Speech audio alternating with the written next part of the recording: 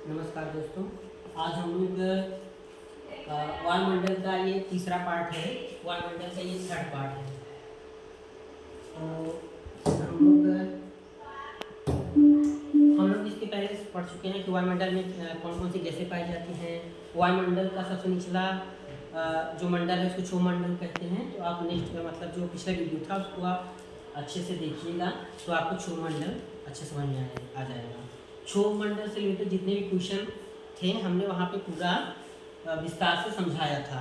तो आज हम लोग ये क्षोमंडल के बाद आप जानते हैं कि समताप मंडल आता है। समताप मंडल के बाद मध्यमंडल, मध्यमंडल के बाद सबसे ऊपरी मंडल को हम कहते हैं बहिर्मंडल। तो ये जो ओजोन है ये समताप मंडल में आता है। तो हमने सोचा कि पहले आपको ओजोन के बारे में थोड़ा डिटेल से बता दें, ताकि आपको जब समताप मंडल पढ़ाएंगे तो हम केवल ओजोन वहाँ बोलेंगे तो आप लोग समझ जाएगा ओजोन से रिलेटेड यहाँ पे जो चीज़ें दी गई हैं। इसीलिए हमने कहा कि हम आपको अच्छे से ओजोन के बारे में यहाँ बता देते हैं, ताकि आपका कोई भी क्वेश्चन मतलब यहाँ से छूटे ना। आपका कोई भी एग्जाम हो तो ओजोन से संबंधित जितने भी क्वेश्चन बनते हैं आप आसानी से हल कर लेंगे। तो पहले हम लोग समझते हैं कि ओजोन का फार्मूला होता है O3। याद रखिएगा, ओजोन का फार्मूला है O3। ओजोन जो है ये ट्रोपोस्फियर या क्षोमंडल हमने बताया था ना, इसको हम क्षोमंडल, इसको संवहन मंडल भी कहते हैं। हमने बताया था आपको संवहन मंडल। इसी को हम एक नाम और जानते हैं, परिवर्तन मंडल।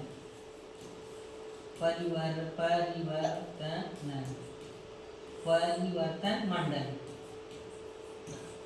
तो दोस्तों याद रखना कि जो ओजोन है वह 10% ट्रोपोस्फियर में पाया जाता है और 90% जो है स्ट्रेटोस्फियर या समताप मंडल में। क्वेश्चन आता है कि बताइए ओजोन का फार्मूला क्या है, बताएंगे O3 ओजोन का फार्मूला। और ओजोन जो गैस है किस मंडल में पाया जाता है, स्ट्रेटोस्फियर मंडल में या समताप मंडल में। ओजोन जो है समताप मंडल में पाया जाता है, स्ट्रेटोस्फियर मंडल में। अब देखिएगा दोस्तों कि ओजोन मंडल जो है सिर्फ यहाँ पे जो ओजोन से रिलेटेड क्वेश्चन है विस्तार से बता रहे हैं आपको। विश्व ओजोन दिवस जो है 16 सितंबर को मनाया जाता है। ये कई बार क्वेश्चन आया है, बताइए विश्व ओजोन दिवस कब मनाया जाता है, तो आप बताएंगे 16 सितंबर को जो है विश्व ओजोन दिवस मनाया जाता है। और नेक्स्ट है आपका ओजोन जो है, ओजोन गैस जो है किस मंडल में पाई जाती है, आपका जो है समताप मंडल में। याद रखना विश्व ओजोन दिवस 16 सितंबर को मनाया जाता है। और ओजोन जो है गैस ये किस मंडल में अवस्थित है, समताप मंडल में पाई जाती है। ये हमारा ओजोन, ठीक है। तो याद रखना विश्व ओजोन दिवस 16 सितंबर और ओजोन जो है गैस समताप मंडल में पाई। क्वेश्चन ऐसे बनता है कि बताइए कि ओजोन किस मंडल में पाया जाता है, ऑप्शन दे देगा क्षोमंडल, समताप मंडल, मध्यमंडल, बहिर्मंडल। तो आप याद रखिएगा ओजोन जो है समताप मंडल में अवस्थित है। और ये क्वेश्चन पूछ लेगा आपसे कि बताइए ओजोन की औसत ऊंचाई कितनी है, तो यहाँ जो है 15 से 30 किलोमीटर 30 किलोमीटर। याद रखना मैंने बताया था आप लोगों को कि 14 किलोमीटर तक जो है, आप ध्यान से देखिएगा, यह है क्षोमंडल, ठीक 14 ना। तो यहाँ से अब 15 यहाँ 14 मंडल यहाँ तक हो गया। अब स्टार्ट हो रहा 15 किलोमीटर से 30 किलोमीटर तक। याद रखना ऊंचाई ये हमने बताया थी पृथ्वी है, पृथ्वी के ऊपर सबसे पहले क्षोमंडल, फिर ये है समताप मंडल, ये है समताप मंडल। तो याद रखना अब पूछा जाएगा कि बताइए ओजोन जो है, ओजोन परत की औसत, सीधा देखो इधर सामने 15 किलोमीटर से समताप मंडल। तो ओजोन जो है आप याद रखना ओजोन जो है इसकी औसत ऊंचाई 15 किलोमीटर से 30 किलोमीटर तक। ऑप्शन में आ जाए कि बताइए ओजोन की ऊंचाई कितनी, अगर 20 भी दे देगा 20 किलोमीटर तो 20 पर टिका देंगे। क्यों, 15 और 30 के बीच में होना चाहिए। या तो आपका 15 देता नहीं, मोस्टली आपका 20 दिया हुआ है। 2-3 परीक्षाओं में पूछा है कि ओजोन जो है गैस कितने हाई ऊंचाई तक पाई जाती है। तो याद रखना पृथ्वी से 20 किलोमीटर ऊपर से लेके 20 और मतलब 15 किलोमीटर से लेके 30 किलोमीटर के बीच में जो है आपका, याद रखना 0 से लेके 15 किलोमीटर तक के क्षोमंडल है। यहाँ पे आपका ओजोन नहीं पाया जाएगा। अब यहाँ 15 से स्टार्ट हो जाए, 15 से लेकर 30 किलोमीटर के बीच में आपका ओजोन गैस पाई जाती है, याद रखना। समझ में आ गया ना? 15 किलोमीटर से 30 किलोमीटर। ऑप्शन में आपका 20 दे दे या आपका 25 दे दे तो समझ जाइए कि 15 और 30 के बीच में बताना है, तो आप आसानी से बता सकते हैं। अब यहाँ हम देखते हैं कि हमने जाना कि ओजोन की औसत ऊंचाई कितने किलोमीटर तक है। तो अब हम लोग नेक्स्ट देखते हैं कि ओजोन परत जो है, ओजोन का काम क्या है। याद रखना कि ओजोन जो है सूर्य से जो पराबैंगनी किरणें आती हैं, सूर्य से, याद रखना, सूर्य से जो पराबैंगनी किरणें जिसको अल्ट्रावायलेट रे बोला जाता है, उसको क्या ओजोन परत जो है इसको रोकता है। तो ध्यान देना कि ओजोन परत जो है सूर्य से जो भी किरणें आएंगी अल्ट्रावायलेट या पराबैंगनी किरणें, इसको ओजोन परत रोकेगा। तो रोकने के बाद या उसको अवशोषित करेगा, अवशोषित करने के बाद वहाँ से कुछ किरणें यहाँ पे पृथ्वी तक पहुँचती हैं। याद रखना अगर ये ओजोन परत ना रहे तो हम लोगों के सबसे बड़ी दिक्कत है स्किन संबंधी समस्याएं, स्किन कैंसर भी हो सकता है।